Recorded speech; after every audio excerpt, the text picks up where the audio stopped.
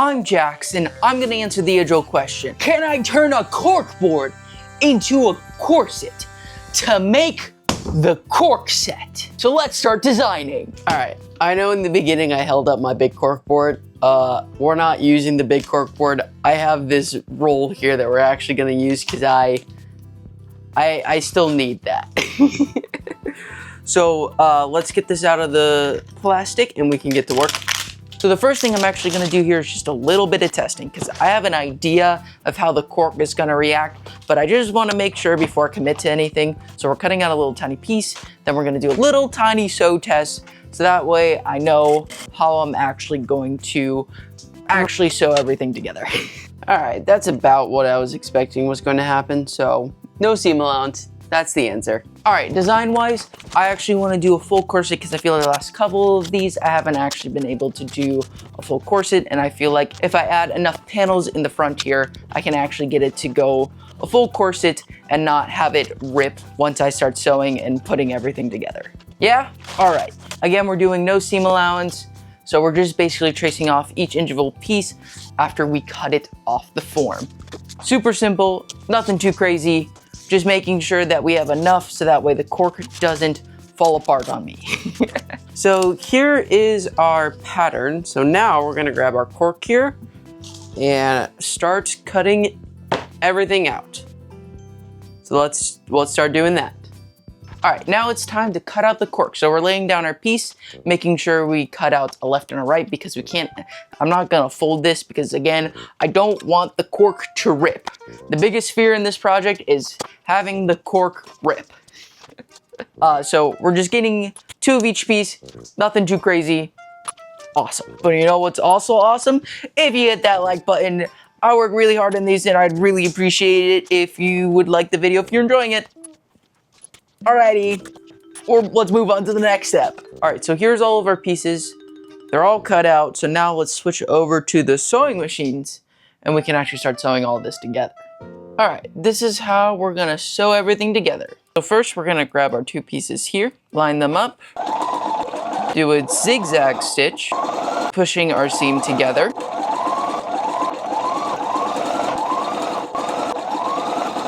Cool. Then we slide over to this machine, grab some bias tape, and sew over that seam.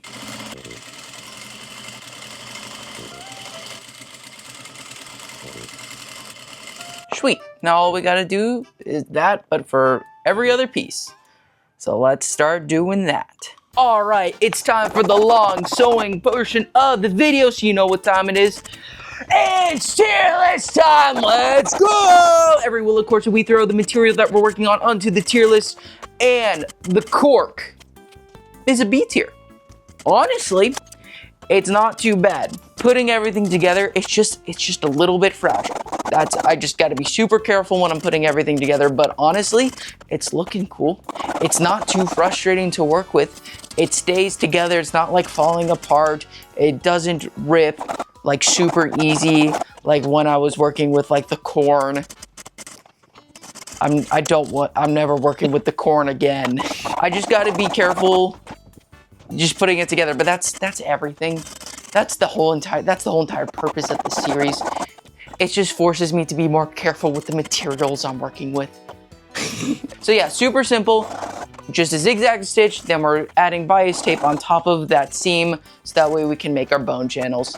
Easy peasy, nothing too crazy, but also, it's looking really good. I chose the red for this because I had extra red and I thought, why not? But I'm like, oh, that actually looks really good, which is a nice and pleasant surprise. All right, yeah, we're gonna finish our sewing and then let's move on to our next step. All right, now that this is all put together, we can head over to the cutting table and add our bones to our bone channels. So let's do that. All right, it's time for the bones. Super simple. We're using plastic bones here. We're making them 1/4 of an inch from the top and 1/4 of an inch from the bottom, then sliding them into the bone channels because that's what you do with bones. You add the bones to the bone channels. That's it. So we have all the bones into the bone channels now. So now let's add our bias finish on the top and bottom, and then we can go from there. All right, we're gonna add our bias tape finish to this corset. So all we're doing is sewing 1/4 inch Then we're gonna flip over the bias tape and then sew again at that 1/4 inch and seal everything up. And also, it's looking really cool. This looks so much more clean than I was expecting. I really thought at this point in the video, there was gonna be cork flakes like flaking off everywhere, but it's staying together and it just looks really nice. It looks really nice. I don't know what else to say. It's just working. It's just working the way I thought it would. Oh, I love it when a project works the way that I thought it would. We're just about done. All we have to do now is add in our grommets. So let's do that. I decided we're gonna use gold because I thought it would look good. Hammer time. Loud hammer gracing the screen. Hammer time. Yeah. Cool. Now let's lace this up on the form. Before we see the completed cork set on the form, if you made it this far into the video, maybe consider subscribing. I work really hard at these and I'd really appreciate it if you did that. I release a new corset made out of weird material every Sunday, so you can check back for that. All right, let's see the completed cork set on the form.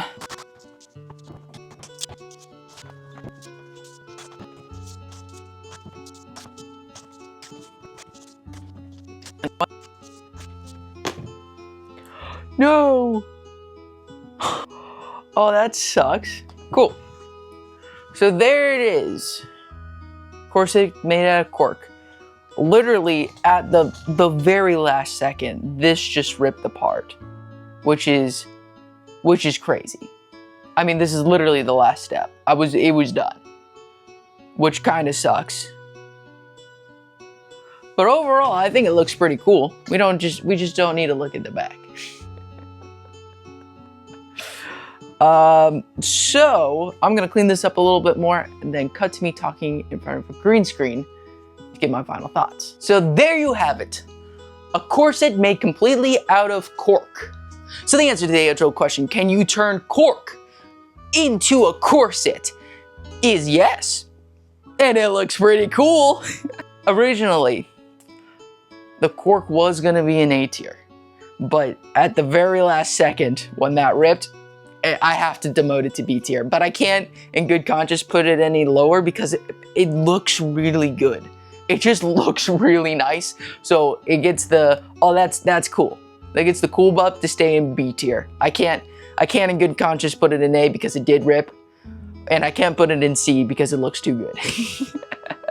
But overall, I'm super happy how this turned out. Again, I thought this was gonna be so much more messy. Like my room, it's basically clean. I thought there was gonna be scraps all over the place. I thought it was gonna be like on the same tier as like the grass. Ugh, the grass.